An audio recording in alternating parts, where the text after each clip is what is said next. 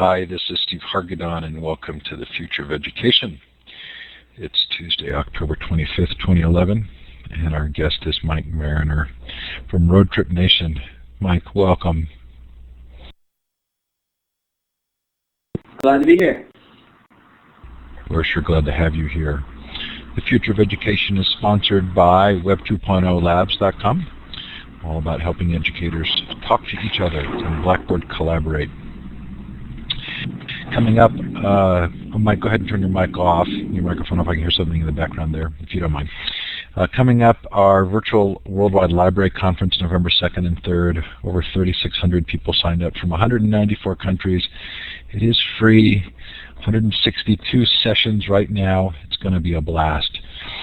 Anyway, if you like staying up late, it's a good program for you.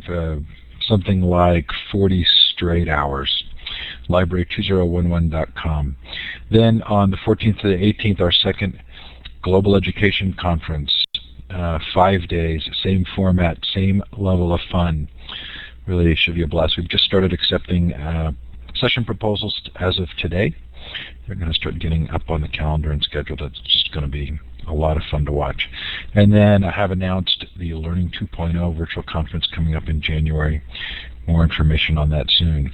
Okay, so coming up on the Future of Education, we're taking a little bit of a break because of those two virtual conferences. Then on November 22nd, Scott Nine comes to talk about democratic education.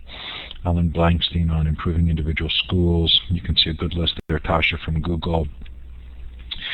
New to the list, most recently, we're going to do a panel on personal learning profiles, both for students and for educators, kind of mapping out how you learn best. Should be very interesting. Jane Hart and Alec Koros are also both going to come on to talk about social learning and kind of the fascinating shift from what we've traditionally called social learning, which wasn't peer learning but was called social learning, to what is now sort of social learning 2.0. I'm still trying to get Sugata Mitra to come on to talk about learning without teachers. If you've missed the show, we have all of them recorded. Mark Sermon from the Mozilla Foundation talking about open badges last week. Fascinating. David Lurcher on a Learning Commons. Great kind of mixing of the ed tech and library worlds. David, we're going to be doing a lot more with David. Gina Bianchini, formerly of Ning, now with Mighty Bell, talked about Mighty Bell and social learning as well. Tim Wilson and his brilliant book, Redirect. Anyway, they're all up there. Hopefully there's something of value to you, and there is a podcast feed. So this is when we're going to give you a chance to let us know where you're listening from, those of you who are with us live. So to the left of the map, you should see some icons. You're looking for the second one down, which is the star. Click on that, and then click on the map. And feel free to give a shout out in the chat. Let us know time or temperature. Oh, hooray, Australia. We've been talking a lot about Australia today because we want to make sure the timing is good for those conferences. For those of you who aren't in the American continent, as always, thanks for attending. If you're listening to the recording, we appreciate that as well. So, Mike, this is really fun for me. Candidly, this is a relatively small attendance for a show, and I think in part because I'm guessing a lot of the people who are thinking about EdTech and Web 2.0 are not making the connection between Roadtrip Nation and kind of new ways of thinking about student engagement. But hopefully we'll make a difference there, and we'll spread the word. I want to ask you quite a bit about the concept and what's going on, but can you give me a sense of what educators really gravitate toward this and where you find that there may be some barriers? Sure. So we've only been doing the education piece of it since 2009. I mean, Roadtrip Nation goes back, further when we first kind of did our first road trip and the book and the PBS series and all that. But we really only started getting into curriculum development and using technology to enable students to have a project-based learning experience in their own communities, building local road trip projects for the past couple of years. And it started mostly through a partnership with the California Department of Education out of Sacramento here, who worked with us to create the first Roadtrip Nation experience curriculum and then pilot it with 2,000 primarily students from low-income communities in East Fresno County, primarily Hispanic background, and we gave these students a framework to build their own local road trip projects all across Fresno County. And ever since then, we've seen a real engagement with educational groups who reach students who maybe a bit more disengaged than the average student. California Continuation School Networks for second chance students. In one sampling of our students who went through the program last year, 42% had been adjudicated at one time. So what we're seeing is many times teachers who are having a hard time maybe instilling a sense of hope for their students' futures, giving them a sense of what's possible, who may have been engaged in their education at one point but now are kind of on the fence. That's where Roadtrip Nation can be seen as an intervention to help them explore what's possible for their futures and see why their education is even relevant in the first place. So that description really rings with disruptive innovation, kind of finding a need that gets met on the fringes and then comes to inform the center. And it's interesting to hear you talk because you're using a lot of kind of education speak language.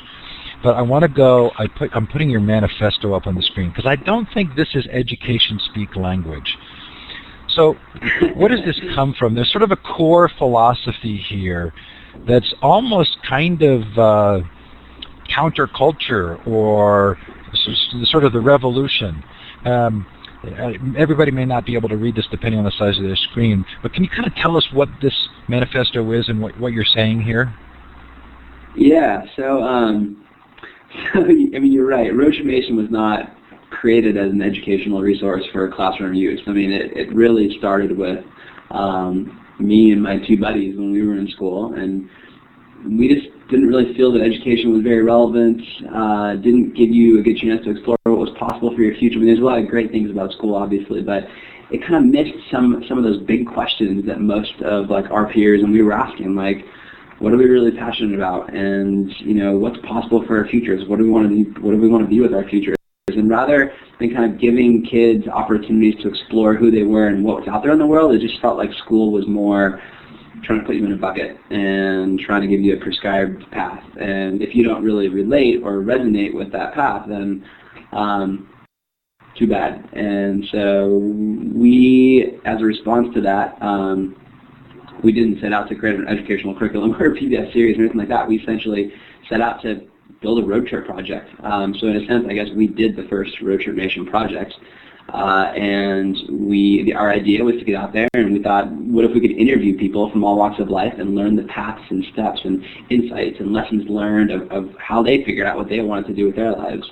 And that kind of prompted us into this 3-month, maybe this 4-month process of kind of building the road trip. My buddy Brian, his parents had this old beat-up motorhome kind of rotting away on the side of the house. We convinced them to donate it to our road trip, but we fixed it up.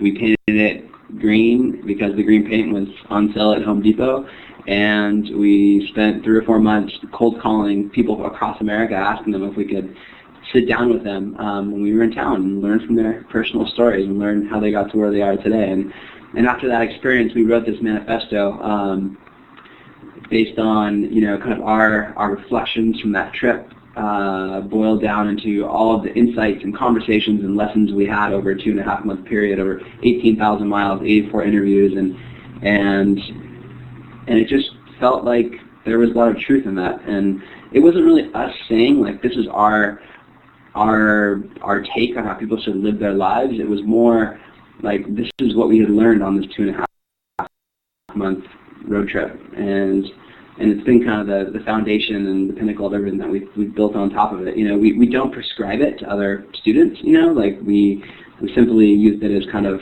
what was our learning from our road trip. Well, again, the temptation is to kind of move into education speak, but so much of what you've written here really resonates with kind of the shadow culture of education. It's about engagement rather than conformity. It's about construction rather than passive acceptance. There's a sort of a brilliantly deep tie here that you just manifested by doing it. Yeah, I love the blah, blah, blah. That just cracks me up. It's the noise, block it, shed it. But my sense is, and I'm really curious about this, so you're going to get acceptance from people where the students aren't succeeding.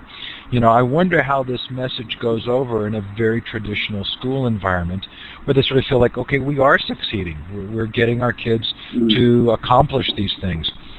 In your own life, and you have to tell me how comfortable you are with talking about this personally, but how were you feeling at the end of college that prompted this, and how does it reflect maybe your own experiences as a student? Yeah, that's a good question.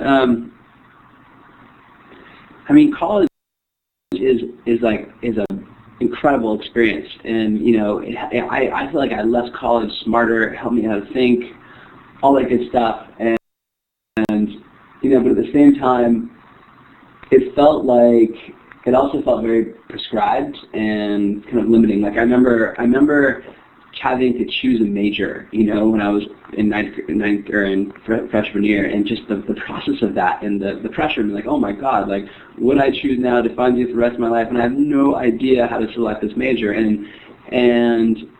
just remember, there was 12 or 13 choices for your major, maybe 14 or 15, I don't know, but it just seemed like that act of choosing, it just kind of seemed like those were your choices for the rest of your life. And then, I chose biology. I don't remember particularly why, but just kind of got into it. And I remember once I got into biology, they literally said there are kind of like 5 routes you can go. You can be a biology teacher and you get out of school, like for high school. You can go on to get your PhD and like be a professor and do like the research track. You can go on to some kind of medical, physical, profession, but that it just seemed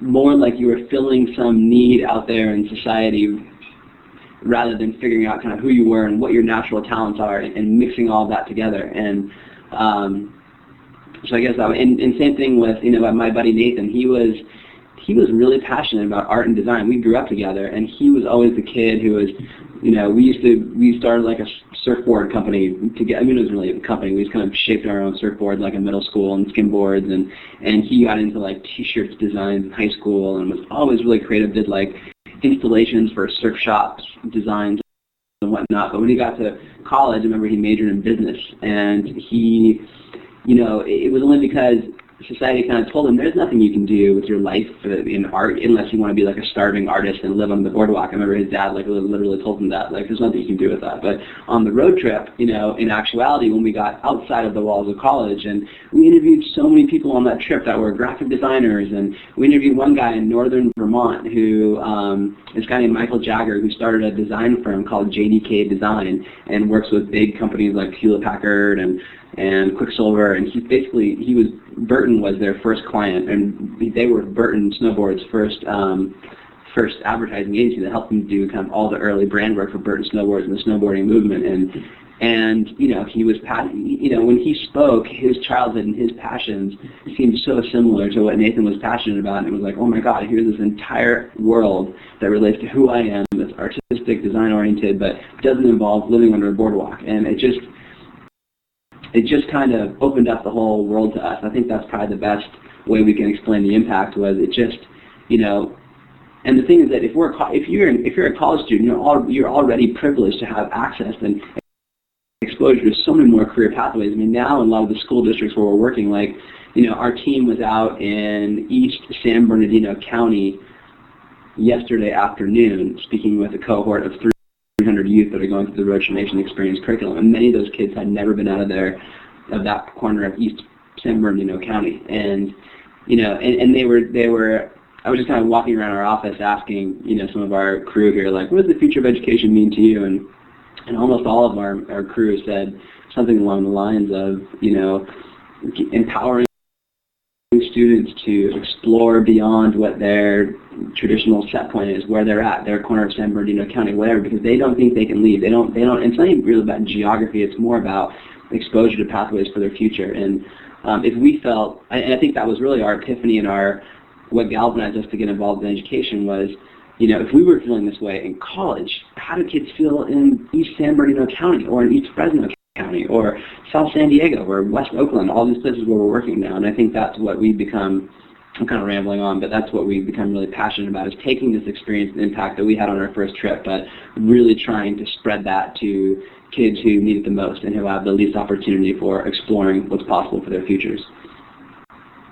Well, you're on the show, Mike, because my personal belief is that we're going through cultural changes that are going to lead us to seeing this as not only the sort of appropriate model for most students, but compellingly, in many ways, a really important model in a world in which sort of increasingly, in the long tail, you need to find things that you care and are passionate about. And yet we have a sort of a cohort of educators for whom conformity was their pathway into their career. And it can be very hard to kind of help educators feel the same sense of passion in their own lives to communicate that to students. The teachers that you're working with, who are working with the kids who are in these sort of less, more difficult circumstances, what's their reaction to the program?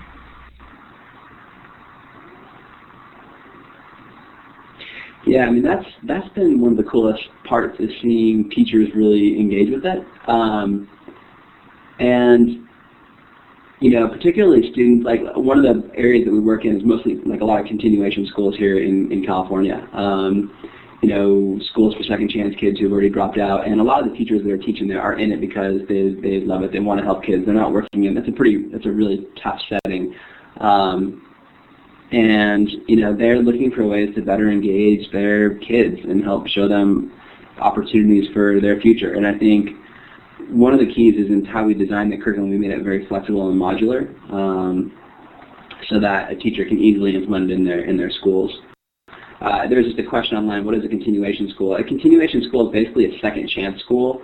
A school, whether there's a student who dropped out for drug purposes or behavioral problems, who have been bounced around school to school, or who have been put in juvenile hall, who've been adjudicated. A continuation school is a school that's kind of like almost like a halfway house where they can come back and kind of get back on track. And so usually those schools are filled with a lot of really troubled kids, but also really passionate teachers who are only there because they really want to help those kids who are the most disengaged. And that's where we found a lot of resonance with Roadtrip Nation. Also with local county workforce investment boards. It's kind of outside of school, but there are lots of youth-serving organizations that target students who have already dropped out of school, who maybe might be a single mom with a kid. They're 19 years old, and they're trying to figure out what types of pathways exist. We've got a lot of resonance in those programs. So I want to talk about a couple of things tonight, and I want to make sure I'm covering everything. I'd like to talk quickly about the bus trips in the TV show, and then I want to talk about the interviews that take place as a part of that, and then sort of the education or curricular piece. And so we've got roadtripnation.com and roadtripnation.org. If we cover those, will we be covering the main story?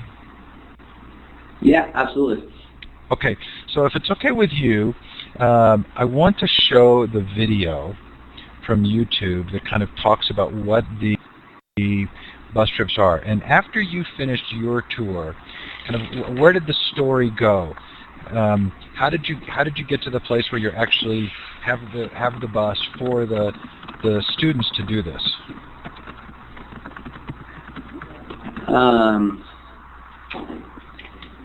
You want me to talk about that right now? Well, yeah, do that, and then I'll show the video. Okay.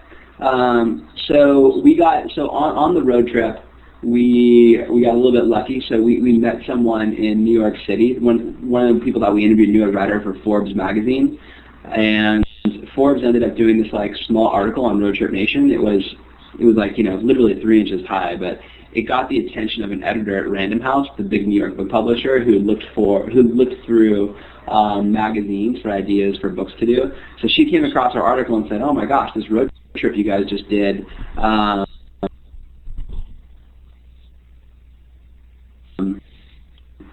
This could be a really cool idea for a book." So we ended up doing a book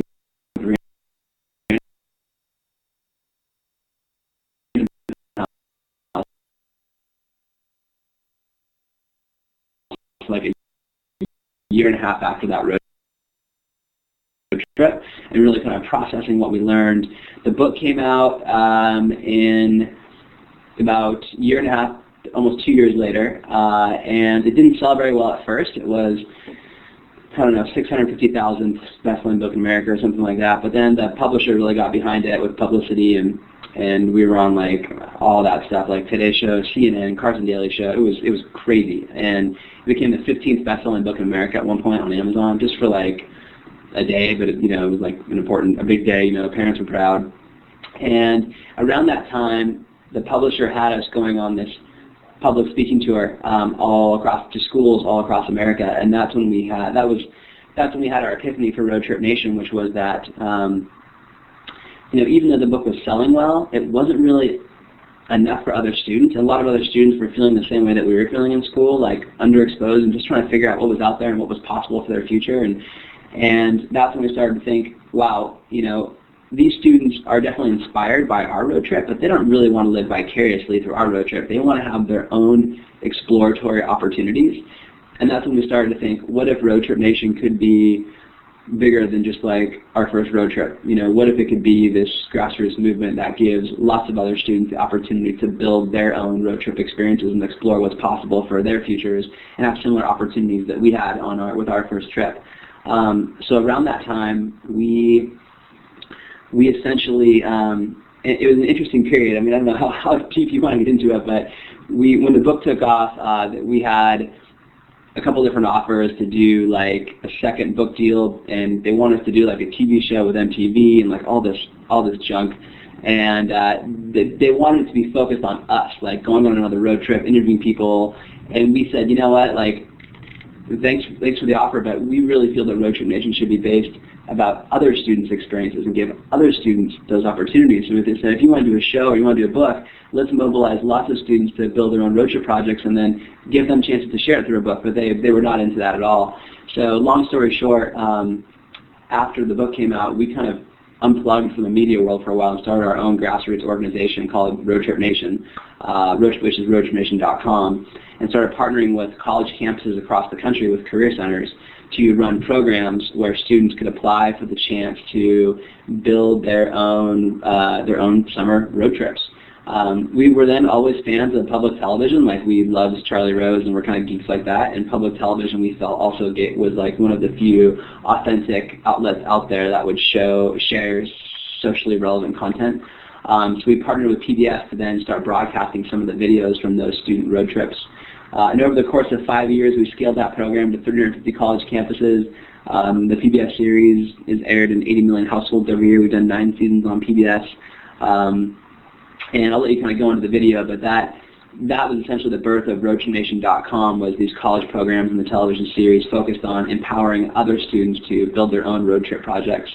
And then we went into what we call the second chapter of Roadtrip Nation, which was really finding ways to bring Roadtrip Nation to students who need it the most, to have the least opportunities for exploration. And that's what started with roadtripnation.org. We're not going to go down the sort of the normal financial road, but we really believe in something strong enough that we're going to do it differently. Is that fair?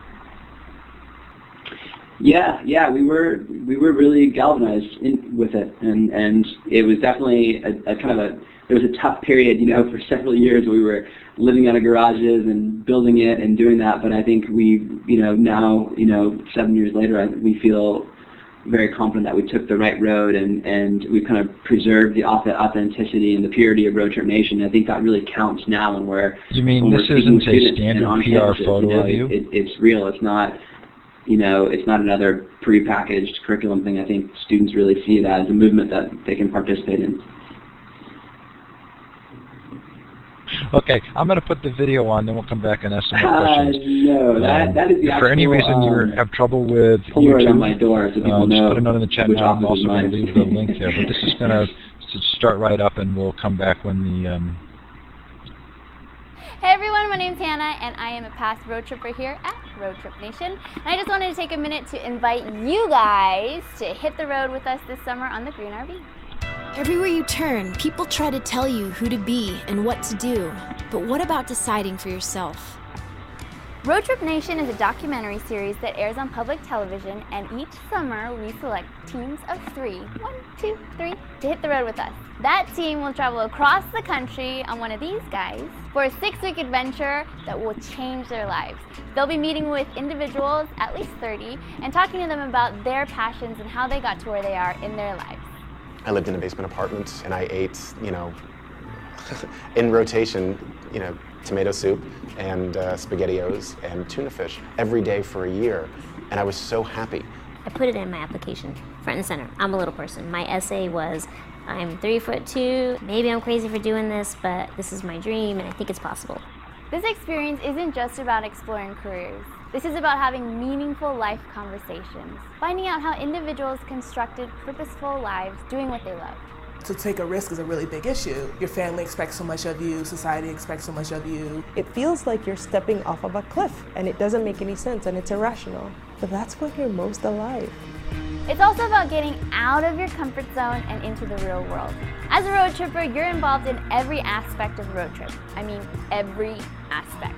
You'll be booking the interviews, you'll be living, eating, sleeping on the RV, opening up and sharing your personal stories and thoughts in front of the cameras. That's Jason. He's pretty much awesome. So who should apply? Basically anyone who is searching for something in life, who's looking to travel, to meet new people, and have meaningful conversations. I don't know which way to go. I love art, I love performance and biology and medicine. That's really what I hope to get out of people. Asking them questions about that critical time in their life like we're at right now. Find out what really drives you, Find your passion. Because that's what you're going to do best at.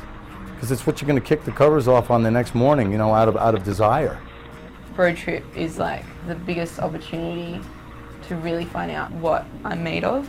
I need to discover myself. Road trippers come from all different walks of life, with all different reasons for why they want to be on a road trip. You don't have to be like me or anyone else, you just have to be like you.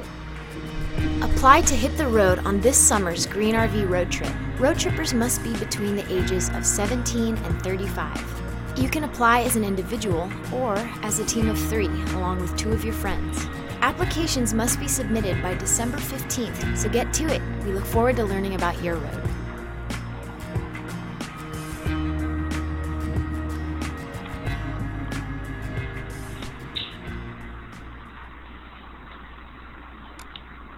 So I'm hoping that finished for everybody. If it didn't, I put the link in the chat. Mike, there are questions in the chat here that are probably very similar to mine. Will you take a 50-year-old on this trip?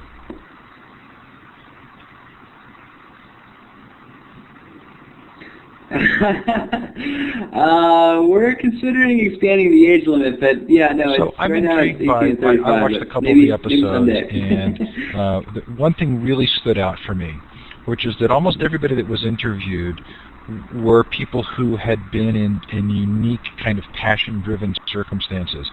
I didn't see any of the kids going in to interview the product manager at Hewlett-Packard. Is that just kind of a part of the larger picture? And who actually decides who's going to get interviewed? So the students absolutely decide who they're interviewing on their trips, and that's a really important piece of it. The students are interviewing people in fields that they're passionate about, and you do see the interview archive now is 900 interviews, which is just insane. But yeah, a lot of those interviews are across the board. I mean, you could be watching an interview with a lobsterman on the coast of Maine, Manny the lobsterman, or a truck stop owner on the Texas-Louisiana state line, or a bartender in Louisiana, or you could be watching an interview with Michael Dell from Dell Computers or Howard Schultz from Starbucks. I mean, it's from across the spectrum, and I think because it's always been student-driven, like literally and figuratively, that's why the interview list has been so eclectic. And I think that pays off now with the curriculum, because you can tell that students are the ones that booked it. It's not like we have some PR team booking interviews to go for another interview thing for CNBC or something. It's completely student-driven, and I think the interview content that really comes through because it's not like they're, oh, this is what my day in the life is like, or this is my workplace. I mean, it's really about their life stories and the struggles and the lessons. And something happens when you put a student in the room with someone who's kind of retrospectively looking back on their life. Like maybe for the first few minutes, it's kind of like in PR mode, like, oh, the video cameras, whatever. But then there's a certain point where the adult who's being interviewed kind of clicks into another gear and kind of goes back into the shoes of where they were at when they were 18, 19, 20 years old before they had it figured out. And it's a really powerful moment because, they're kind of taken back to that place in their life before they knew what they wanted to do, and that groveling period. And I think, especially in American culture today, or Western culture, we don't really celebrate the groveling periods of people's lives. You just kind of see where they ended up, whether they're, a professor at a college now, or a lawyer, or a CEO, and I think it's really important, that we share those periods with this generation in terms of it is tough, and people do struggle to figure it out, and hear the lessons and themes of how they kind of figured out who they were and what they wanted to do. So there's some fun chat going on. I'm either going to have to paint my desk green, or we're going to have to change the colors of the Future of Education website to match the green, because we're sort of doing virtually what you're encouraging. And it's interesting, if I think about it, when I first graduated from college and started taking my first jobs, I actually did this. Every week I took someone to lunch and asked them about their life and their work. And that, I hadn't thought about that in years, but it probably has led me to this same place of finding the interview platform as a really healthy way for me to learn. Yeah, there is so much there, and I think, it's funny because it feels like it's not something new either. I mean, it's something very old and ancient, and, lots of other civilizations like, Native Americans, or, it's about kind of sitting around the campfire and connecting kind of the next generation with the elders and learning from those insights and lessons and themes. And for some reason, it just feels like our generation stopped doing that. And you can feel it on both sides of the fence. Like, students don't have a lot of opportunity. I mean, the number of students that we interact with now through the curriculum, and students who tell us that they've never interacted with an adult outside of their immediate family or teachers is unbelievable. And at the same time, when students call up the adults, many times they are so excited to share their stories, and that it's almost like a cathartic experience of reliving in their insights. And you can tell that while students don't have a lot of opportunity to meet with adults also don't have a lot of opportunities to share their stories. And we always ask ourselves, why is it the Roadtrip Nation is just really stuck? It's not like we came out of business school or MBA school or had some postdoctoral thing and we, created this whole deal. I mean, it really happened organically, and it must be because there's something missing in our culture that we kind of skipped over. And I think it's not new, it's just kind of unearthing something that's always been there, but that for some reason, our generation has kind of missed. So I have a 13-year-old daughter, and aside from the fact that she's 13 and there are all kinds of sort of interesting social things that go on at that age, we sat down together and watched one episode. And so I did the dad thing. So, Caroline, who would you want to talk to, and who would you want to interview? And she was really shy and, almost couldn't go there. Very difficult. Mm-hmm. Do you encounter that enough that you have a way of kind of dealing with it? Absolutely. I mean, that's what inspired us to create the curriculum. And especially in some of these communities, like for example in East Fresno County, like when our book first came out, there was this in Fresno, for some reason, they had us back to speak to their kids in their schools over and over and over again. And we got to know some of the kids there, and they were just so hungry to see something that represented the world outside of Fresno. And they were also, like you say, very shy and very, very kind of, they had never experienced anything like that before. And when we did our first educational pilot, we went back to Fresno intentionally to work with some of those same groups that brought us up there to speak. And that was one of the first things that we found right away was, when it came to building the Roadtrip Nation curriculum, asking kids to go build their own road trip projects, even if it was local across Fresno County, that is way outside of their comfort zone. And getting them just to even cold call, I mean, that was a huge step in the curriculum. So we had to be really intentional about, slowly easing up to that process, starting with a lot of the digital content from the past road trips, using a lot of the college student alumni to kind of give their feedback and advice on how they did it, and then finally just trying to be really, just take a different approach to some of the activities and lessons. Like there's one activity in the curriculum before they do the cold call, every student has to call the operator and ask them how to cook a baked potato, and that just kind of warms them up to getting, just kind of reaching out there and cold calling and just little stuff like that. But it then evolves into them actually doing cold calls and finding people to interview and finding the local fireman down the street or the local doctor or local pediatrician and setting up that interview. And, in many ways, the cold call is almost, I don't know if it's just as impactful as the interview, but it is just about there because it is kind of that first moment where they're breaking down that wall, that some kind of belief thing in there. Even a lot of students always try to interview Oprah, and no one ever books an interview with Oprah, but man, when they are coordinating with Oprah's PR team, they are on top of the world. They're like, there's something about that they just had opportunity, even if they got rejected from Oprah, they are leaving voicemails for the PR team. I mean, all of a sudden their world has expanded tenfold, and you can see them starting to just think a little bit broader about their future. So I watched the first episode, I think, of this season, and a girl in Korea booked an interview, and it was like a party. You could just tell she was so excited that it happened. She actually, got an interview. So, some sort of practical questions, and I am keeping track of the questions in the chat, and I will. We're going to get to the Q&A quite quickly here. How many buses are there? Good question. I mean, there's our original RV, which is the one in the photo on the screen. That does not operate anymore. That broke down in every state across the country on our first trip. It's held together by duct tape and liquid steel underneath. I mean, it is not operable. And then there's an additional 3 RVs, which are not new RVs by any means. They're about probably 12-year-old RVs, but they're more operable and they kind of get across country better. We also have one in Australia too, for an Australian trip we did a few years back. And what about insurance? Yes.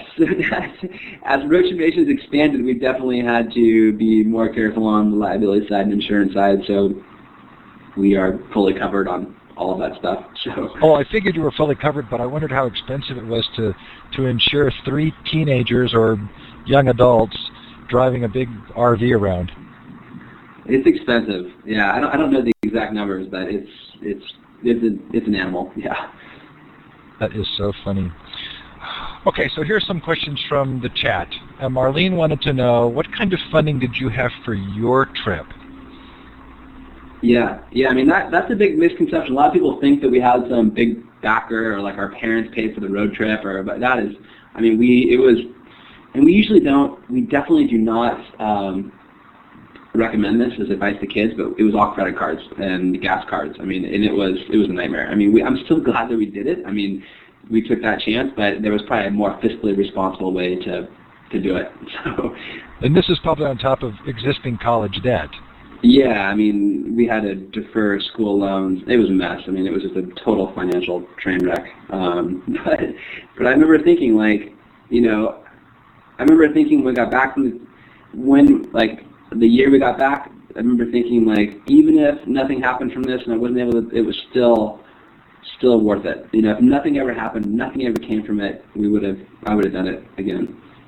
In a lot of countries, there is a gap year. It's there's a cultural tradition of students taking time off before going to college.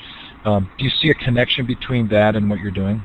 Yeah, absolutely. I mean, it is a natural kind of rite of passage, element, I think, of every feeling that a kid goes from youth to adulthood. And, I think that the gap year taps into it really well. For some reason in American culture, there's so much pressure and there's so much ambition and so much kind of get on the track as fast as you can that has been squeezed out of our culture. And I mean, in its biggest possible sense, that's what we hope Road Trip Nation one day represents, is that it's kind of America's version of the gap year. And it can also be extended to other countries, but, it's in such a huge need here, and we hope to kind of bridge some of that emotional gap here. Okay, Peggy wants to know, do you ever find people that they wanted to interview or they interview who don't want to be videotaped? Yeah, absolutely. That happens.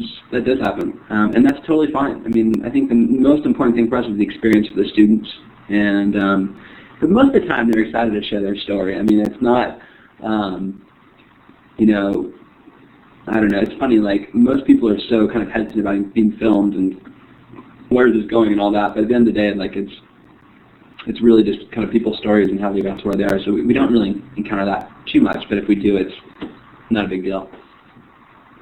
Mary wanted to know, have you been able to measure the impact of the program on students? Yeah, so I mean, ever since that we have kind of taken this turn into education, you know, certainly there's been what we've tried to do is kind of preserve the core of Roadtrip Nation, the authenticity, the movement, the ethos, the spirit of it, while also finding a way to make it, you know, usable and useful for teachers. You know, we never wanted to build this thing that was kind of like an island where it was this great, beautiful thing and people loved it, but it wasn't usable. And so over the last couple of years, a lot of our journey with Roadtrip Nation has been how do we preserve Roadtrip Nation while also creating this connective tissue around it that is really a tool for teachers to help engage their students in their futures. And without getting too into the education jargony side of it, one of our first funders was the Hewlett Foundation and the AT&T Foundation, and they helped us to scale our program from the pilot in Fresno with 2,000 students to 35,000 students in California, Texas, and New York over the last 2 years. And in addition to that, they brought on board a third-party evaluation firm, which was really key for us because we are not, that's not our background.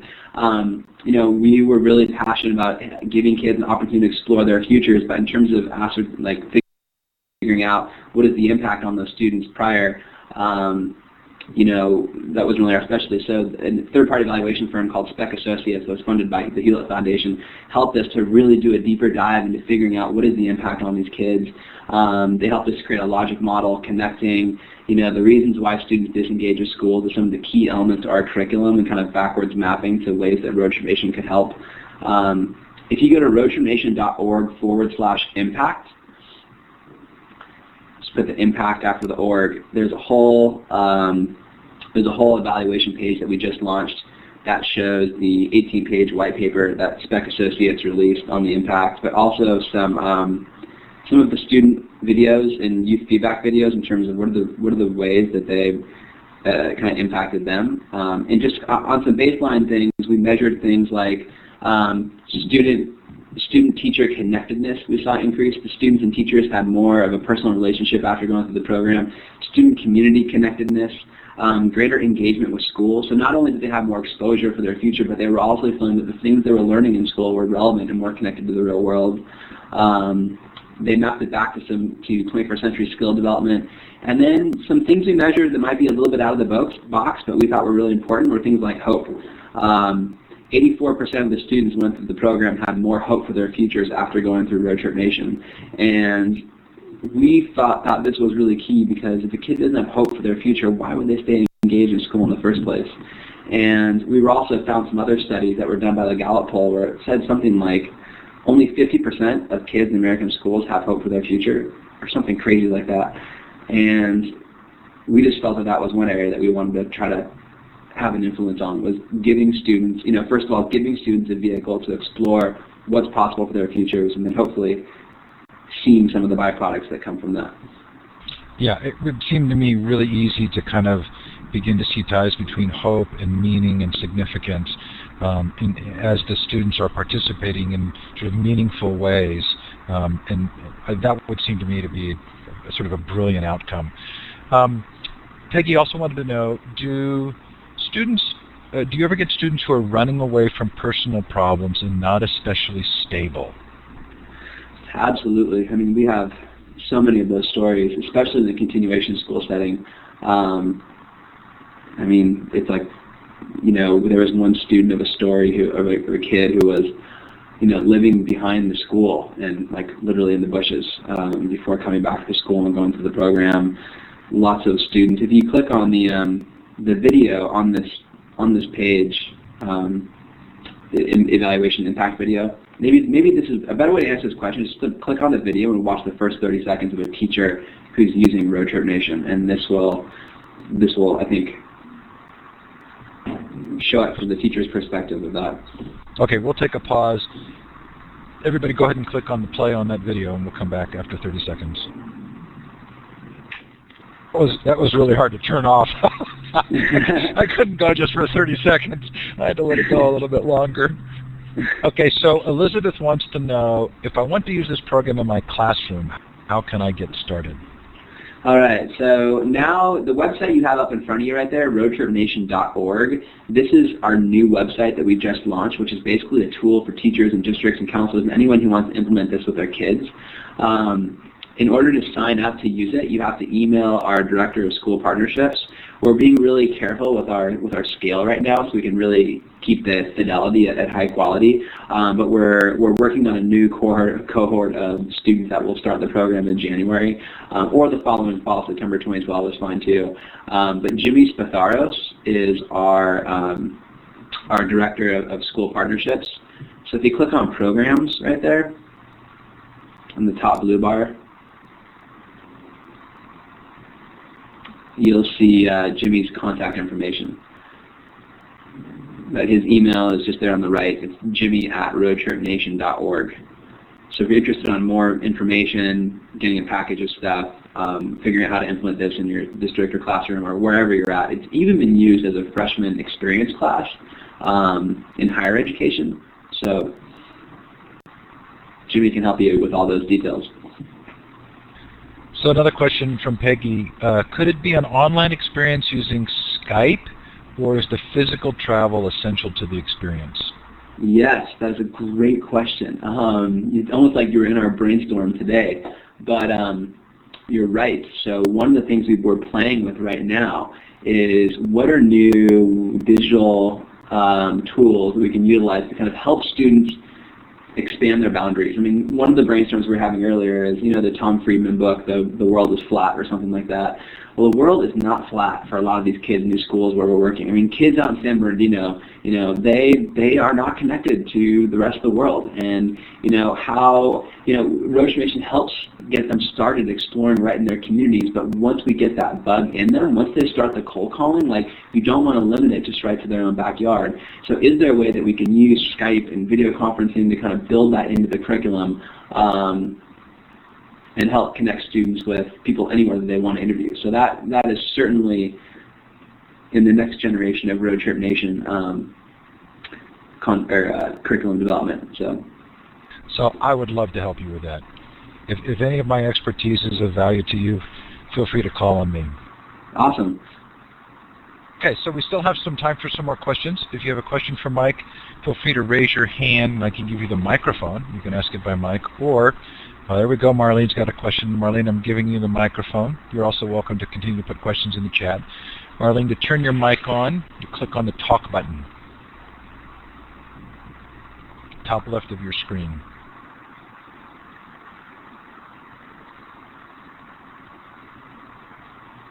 I'm not hearing anything from you, Marlene, so feel free to put it in the chat or ask for some help if you need some help. So you're looking for the talk button at the top left in the audio video area. Looks like you clicked the away button. Hope everything's okay. Anybody else have any questions? So tell us a little bit about the curriculum. So you can see a couple of books there on this particular screen, the Roadtrip Nation Experience. Can you give us a little bit of an overview? Oh, hello? Hey, is that you? Yes, go ahead, Marlene. I don't want to be too loud. My question was about in terms of selecting students, and maybe I missed it because I missed a few minutes in the beginning, but how do you choose the students and who chooses the students? Is it the staff of Roadtrip Nation? And what are you looking for when you look at the application? Thanks. Yeah, that's a great question. So there are two kind of programs that we implement. One is a college program, and then one is a high school/middle school program. So the college program, this is where students are actually, like in the video that you saw, where students are actually applying to hit the road across America in a green RV, or anywhere internationally as well. We've had trips go to Uganda, Israel, Argentina, Australia, New Zealand. Students can apply from anywhere, and essentially there's 3 rounds of the application. The first is kind of a general introduction, and the applications are actually open right now. So if you have any people that you know that are interested in applying, just go to roadtripnation.com, and there's all the application info there. But we have a team in here who kind of sifts through all the applications and kind of whittles it down to the final round. Then we come do team interviews with them. And what we're looking for is students who really have a sincere passion to explore what's possible for their future, and who maybe have not had a lot of opportunities to get out of their immediate comfort zones, and who just kind of resonate with the Road Trip Nation movement. So that's the college program side of it. On the high school and middle school side, that's the great thing about the curriculum, is that any student can do it where the program's implemented in their school. So one of the problems with the college model is that we're really only able to put 3 students on the road every summer. We do offer some other grants to 10 other additional teams to do their own independent road trips in their own vehicles. But the model is pretty limited in terms of scale. That's why we started the Road Trip Nation curriculum embedded in schools, because in our first year, in our pilot, we had 2,000 students go through the curriculum. So that showed us the potential for real scalability. And then in the following subsequent years, we reached 35,000 students. So that's really the piece of it. The big summer trip in the green RV is still like the iconic piece of it. That is kind of the thing that everyone looks towards, but the curriculum on the ground is what we're really focusing on, kind of spreading wider to drive larger participation. Okay, so thank you for that question, Marlene. Elizabeth wants to know, can you give an example of a typical lesson from the curriculum? Yeah, sure. The curriculum is broken down into 3 parts. Part 1 is called exposure. Part 2 is called self-construction, and Part 3 is their road trip project. Part 3 is the project-based learning component, where they're actually going out in their communities and interviewing people who have done things that the students are passionate about and learning from their stories. But Parts 1 and 2, kind of knowing that Part 3 of the road trip project is usually way outside most students' comfort zones, to your point, speaking about your daughter, Parts 1 and 2 kind of slowly immerse the student through virtual exploration of the Road Trip Nation interview archive. So what we did in Part 1 is we broke down our 900 interview archive and started to ascertain what are the common lessons and themes of how all these adults got to where they are today. We broke those down into what we call the 7 core axles or lessons of Road Trip Nation, and then built kind of topical video content around that. So lessons like learning from failure, taking calculated risk, defining success, making it work, and a lot of these are just kind of the basic truths of how all these leaders got to where they are today. But Part 1 is essentially exploring how other adults got to where they are today. So it's not as personal. So if a student's kind of defensive, we're not like going too invasive on them, like, what are you passionate about? Part 2, though, after we've kind of gained some credibility in Part 1, in Part 2, this is called self-construction, this is where we turn the telescope around and start to go a little bit more introspective with the students. We start to identify what are their interests, what are the things that really relate to their own inner values and passions. Also, lessons like Shed the Noise, which helps students to kind of block some of that pressure they feel from community or pressure of their family around them. And then also they explain their interests. I already talked about that, but that's a really key part too, to also then kind of prepare them for Part 3, which is the part where it's a little more technical and practical, which is building their road trip project. And that's broken up by lessons such as finding people to interview in your community, the cold call, that's a big lesson, asking questions in the interview, building your road trip project. Every student kind of uploads their own digital road trip portfolio from their experiences, and then finally reflecting and sharing their experiences. This is so awesome. I mean, I got to tell you, Mike, I just am so impressed. Thanks. Okay, we probably have time for one final question. We do end these shows on time as a courtesy to our guests, so if anybody's got one final question, please feel free to raise your hand. It's the third icon over, and we'll give you the mic, or go ahead and put it in the chat.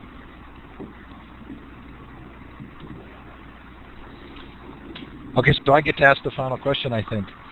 So if you could do one thing to change our education system, what would it be? That's a great question. Can I say 2 things? You can say as many as you want. Okay. I think the first one would be to make it more interest-based. I think that our education system has this notion that's still stuck in kind of like the Myers-Briggs approach, which is, put in these coordinates, blah, blah, blah, and here are the 4 things you can do with your future. And I think in a lot of ways, it's a little bit demotivating for kids. But to flip that around and focus on who are you as an individual? What are your interests? What are your passions? And then build from that. I think that would promote such a deeper sense of engagement from students, because rather than taking the kid, especially for this generation, instead of telling them what they're going to do with their life, to start with asking them a question, which is, what are you interested in, and going from that. I think that would make all the difference. And then the second thing I would say is, how do we empower, we spend a lot of time thinking about this, is how do we empower students to kind of take education outside of the walls of the classroom and connect their education to the real world. And when I was speaking with one of our Road Trip Nation crew before this about what does the future of education mean to us at Road Trip Nation, that's really what it was about, was how do you give students an opportunity to expand beyond their own set points and their own comfort zones. One of the events, again, that we had in San Bernardino yesterday, one of our crew, Marriner, was speaking with one of the students and the student said, what, this is my life, this is where I live, how can I get outside of these comfort zones? Well, Marriner, grew up in Australia in kind of a similar background. She really struggled to figure out what was outside of her comfort zone, and she really made a big impact on that student, kind of inspiring them to think bigger than their set point of where they grew up. So if education can be a tool that helps students to think bigger about their future and think broader about what's possible for their lives, again, I think you'll see so much more engagement, and even beyond school engagement, just more kids maximizing their full potential and becoming really kind of manifesting, what they're passionate about and what talents and qualities they can give to the world. One of the interviews in Road Trip Nation that we love to quote is this guy named he's a Zen master, Bon Zong, and he said that one of the greatest gifts you can give to the world is finding what you're passionate about and manifesting that. And we really believe in that. And if we can give kids more of a chance to explore what they're passionate about, but then also connect with the world around them, we think that could make a pretty big difference. Mike, awesome. Really, such a privilege to have you on the show. Thank you so much. I'm clapping for you. You look for the icons at the left. There's an applause one underneath the smiley face. That was just delightful. Really appreciate your coming on the show. Coming up on the future of education, a little bit of a break as we do our virtual conferences, and then on November 22nd, Scott Nine comes to talk about democratic education. We've been talking with Mike Marriner from Road Trip Nation. Mike, thanks again. Really appreciate your coming on.